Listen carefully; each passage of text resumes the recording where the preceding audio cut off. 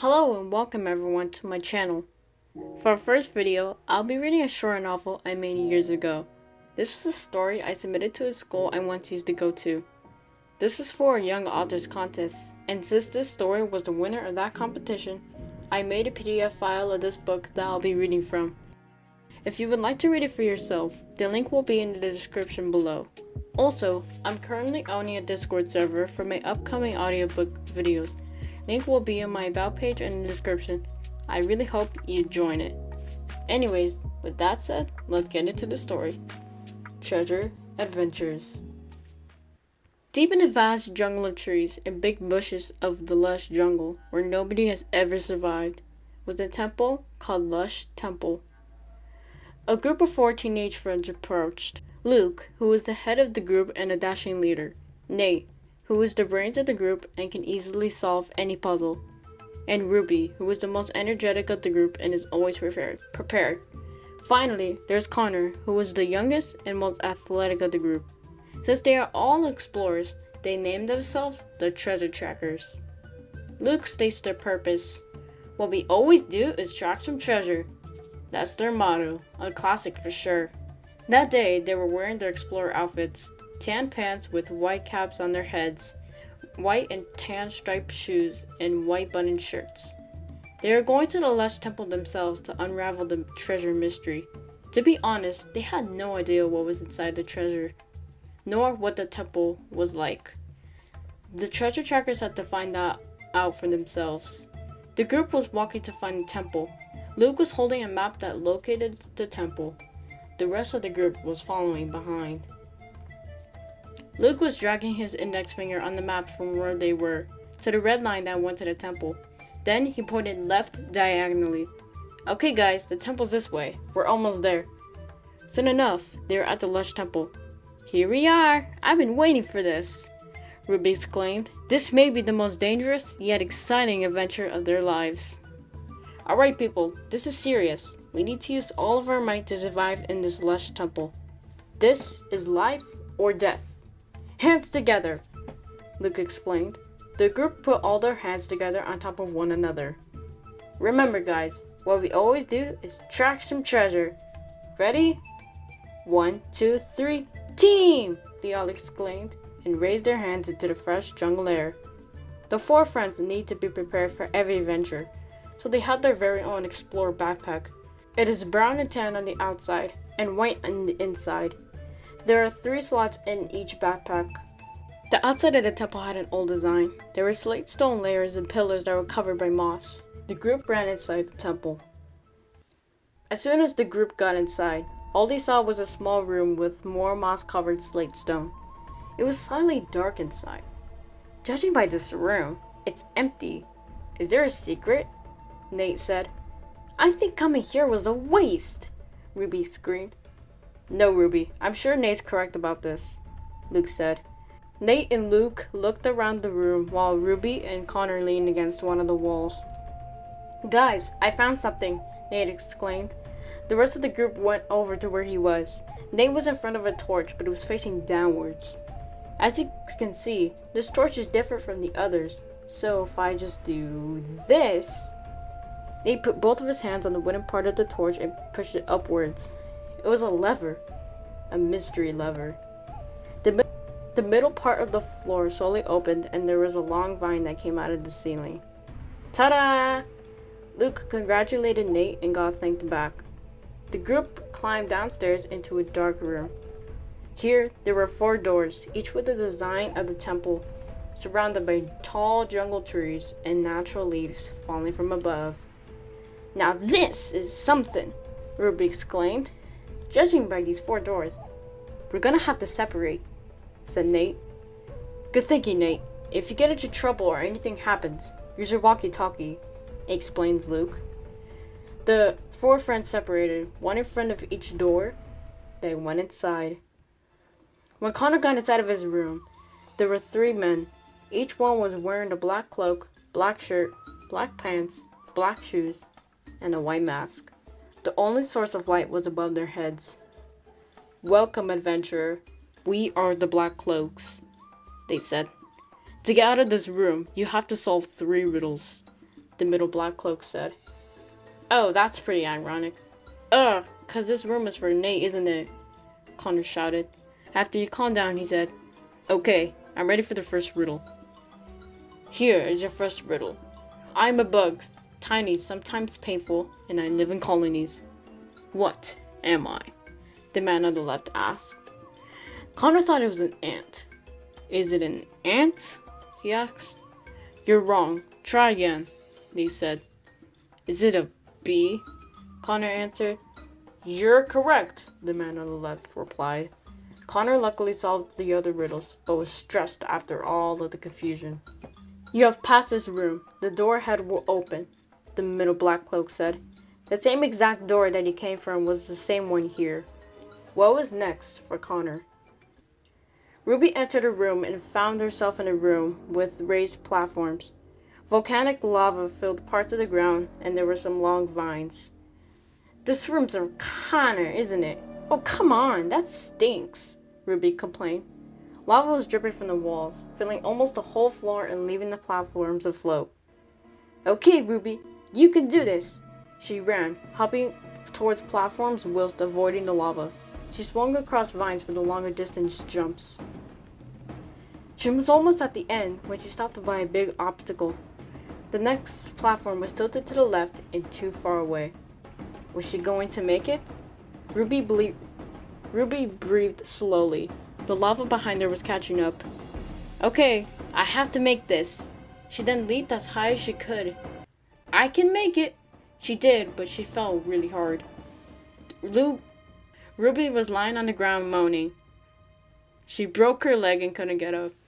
She dropped her backpack, which had a walkie-talkie, but she didn't want to say what happened. One of the rules of the treasure trackers was that if you broke one of your body parts or had a terrible sickness, you'd have to quit the group until you healed. What was next for Ruby? Nate entered the room and found himself what looked like an endless hallway.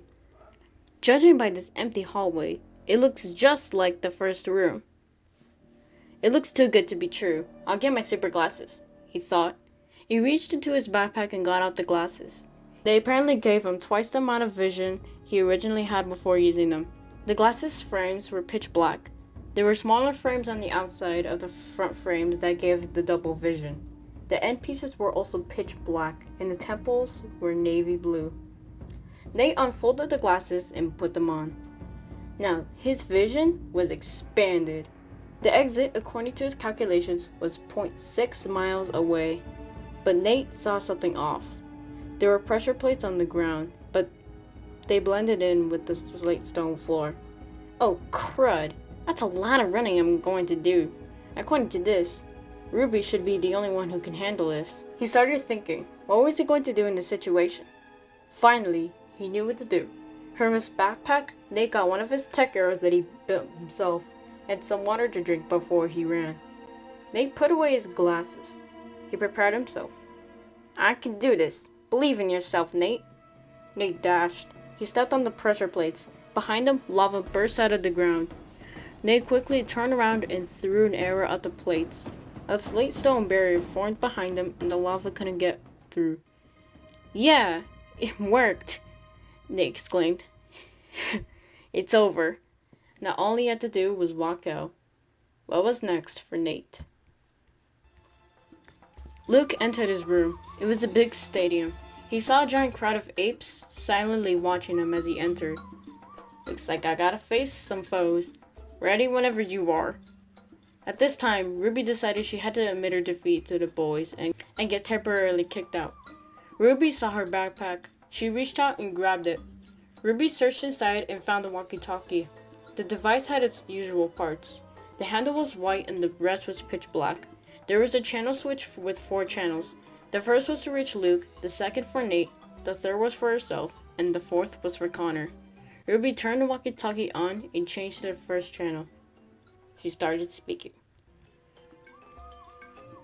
Around Luke, the stadium had a smooth marble floor with 2 spirals connecting with brown and green colors. The walls were also marble and colored light green. The apes started making animal noises and pounded their chests as part of the marble floor opened up. A gigantic, super buff, moss-colored golem jumped out of the gap in the floor. The golem landed really hard, leaving a small crater, and then the gap in the floor closed. Luke gulped. Oh, okay, so you're my challenger, eh? Luke had never battled anything like this before. What was he going to do now? He quickly went into his backpack and got out some kind of sword with a steel sheath. He revealed it, and a bright flash of light got into Luke's eyes. It was a flaming blade. Now this should help, Luke exclaimed. The moss golem roared. Luke was certain he would take this abomination down. The golem lowered itself into a ball and rolled towards Luke. Luke quickly dodged the attacks. The golem then leaped with lots of power into the air. I gotta run everywhere to confuse it, Luke exclaimed.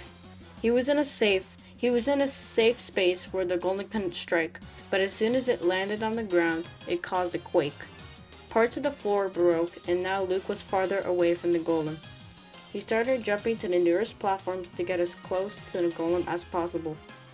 Suddenly, the golem summoned boulders to his hands, creating sharper and bigger boulders.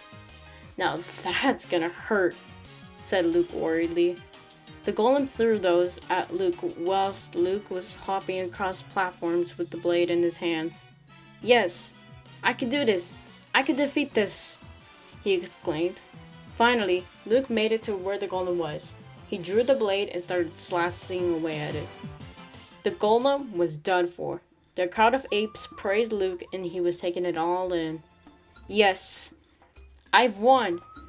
But now I must go, Luke said. He started going towards the exit when he heard a crackle from his backpack. Luke! Luke!